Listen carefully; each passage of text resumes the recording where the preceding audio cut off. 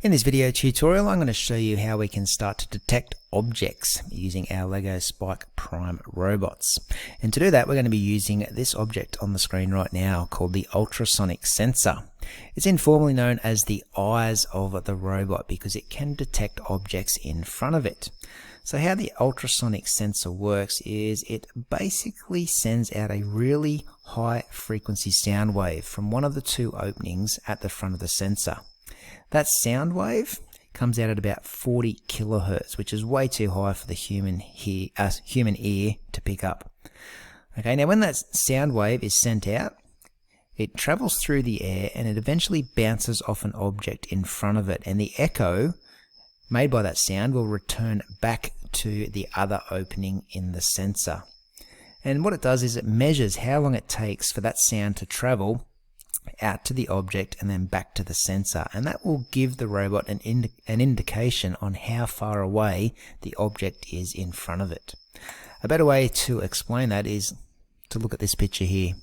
Okay, so the robot sends a sound wave, a really high pitched frequency, out through one of its eyes, comes out, hits an object in front of it, and the echo from that sound will return back to the other eye. Okay, and the time taken for that sound wave to go out, hit the object and come back will tell the robot how far away a particular object is. So that's how the ultrasonic sensor works.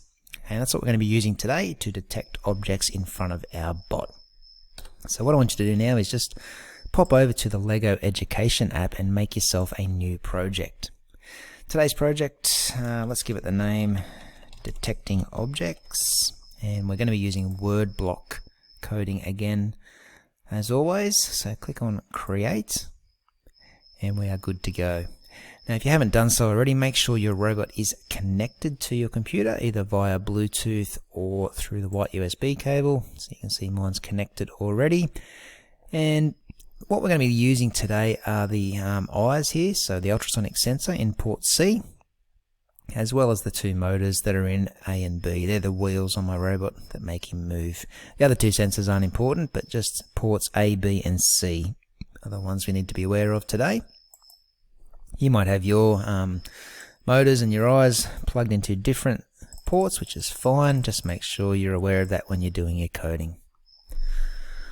Alright, so the first thing we're going to be doing today to get this code started is the same as always, where we set up our movement motors. So from our pink movement section, make sure you bring out this one first. Just tells the computer which ports are making our robot move. So I've got my wheels plugged into A and B, but I do need to switch the A plus B around to B plus A. That just gets my robot driving forwards instead of backwards. Now you might have your motors plugged into different ports, so you could have a different letter combination. It doesn't have to be B plus A, you just got to work out what works for your robot. Okay, now that we've got that done, the next thing I like to set up is the movement speed. You can choose any old movement speed. I'm just going to go with 75% though today. And the first thing we want our robot to do today is to start driving straight. And our robot's going to keep driving straight until it spots something in front of it. And when it spots something in front of it, it's going to stop. So the first part of that section of code will be to get our robot moving straight ahead. So we're going to use this block of code today.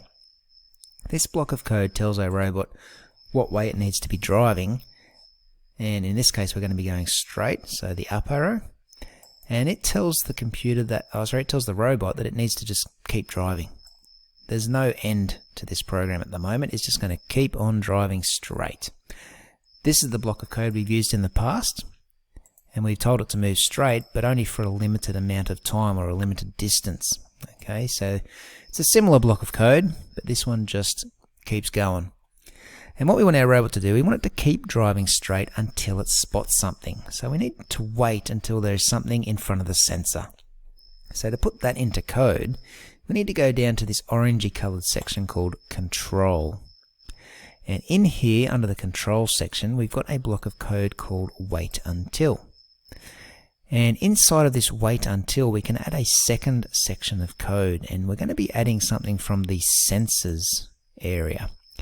And we're going to add in this little one here that has our eyes. So you can see if you look at all these different sensors here, we've got the color sensor blocks at the top, and we've got the force sensor, then the eyes or the ultrasonic sensor. So that's what we're going to be working with today, the ultrasonic sensor, and it's plugged into port C. And what we're going to be doing is we're going to be waiting until the eyes see something closer than 15 centimeters. Okay, when it does see something closer than 15 centimeters, we want to tell our robot to stop moving. So if we just go back to the movement here, there's a block of code that says stop moving, and that just kills our motors and our robot stops dead in its tracks. And that's it. So just recapping on that code, when our program starts, when we press the play button, we tell it which ports have the motors plugged into it, so it knows what to power up and start moving. So in this case for me, it's A and B ports that have the wheels plugged into them. We set our movement speed to however fast we want our robot to move, so I'm going to run it at 75% today, and then we're going to start moving forward. And we're going to keep moving forward until our eyes, which are plugged into port C, spot something closer than 15 centimeters away. If there is something within 15 centimeters away, we stop moving. So let's press the play button and give that a test run. We'll see how that goes. Alright, that seems to be working fine. So that code will get your eyes working, but I want to go one step further in this tutorial. You will have noticed that this code will work once and then that's the end of our program. The robot stops. What I want to show you now in the second part of the tutorial is how to keep our robot moving so that when it spots something, it will stop, it will reverse a little bit, turn around, and then drive off in a new direction. Okay, so we're just going to basically modify this code a little bit to get it working. What I'm going to do is I'm going to take out those last 3 blocks of code and just scrap them for the time being. Let's go back to the start. Okay, we always have these 2 blocks at the start here, so we don't need to delete them. But what we're going to be doing is we're going to start moving straight. So we can use this one. Well, you might have already seen this one here. These 2 blocks of code are exactly the same. So I don't care which one you use, but we just want to start moving straight. Okay, let's just change it up for showing you how it works here. So we're going to start moving straight. I'm not going to plug this in over here just yet. I'm just going to build this out to the right for the moment. So we're going to be moving straight just like before, and if we sense something within 15 centimeters, we're going to make it stop again. So let's go back to the control tab, grab our wait until, and in the sensors, if something's closer than, let's change it a little bit. We might make it, I don't know, let's go 30 centimeters this time. So if we've got something closer than 30 centimeters, then we're going to tell our robot to stop moving. Alright, now as I said before, it's at this point that we're going to add some more code. I might even zoom out a little bit here so we can see this a bit clearer. When we spot something, we're going to stop moving and we're going to back it up a little bit. So we're going to reverse. So let's bring out this block of code here and tell it to reverse. Not for very far, just for say 10 centimeters.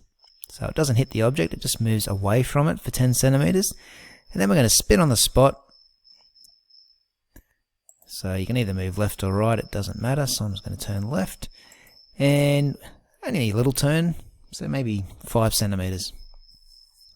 Okay, once we've done that, we can go off and start driving again. So that should just loop around that code and start running again. So it will start moving straight until it spots another object.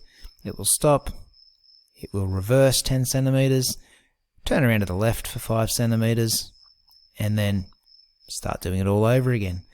So to make this code repeat itself over and over again, if you go over to the control tab again, we've got this special block of code here called a forever loop. And what that does, anything wrapped up inside of it will be repeated forever, or basically until you stop the program. So I'm just going to put all of that code inside of this forever loop. So it's looking like this now. So this section of code inside the forever loop is always going to be repeating. So that means our robot is always going to be driving straight. It's always going to be looking out for an object within 30 centimeters from it.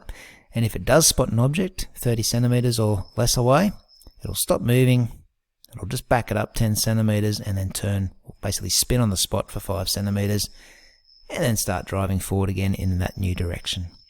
So this can now be snapped on to the rest of our program. Alright, and if you just give that a test run, you should be able to see your robot moving around the room, pretty well stopping before it hits any object. I might just add one more little block of code in here I thought of. It's this one here in the control section, this wait 1 second. I might make it 0.5. I'm going to put this after stop moving. So when we sense an object, we stop moving. I'm just going to get the robot to wait half a second before it reverses and then turns to the left. Okay, I think that'll just make our program and our robot run a little bit more smoothly. So let's give that a test run and see what it does.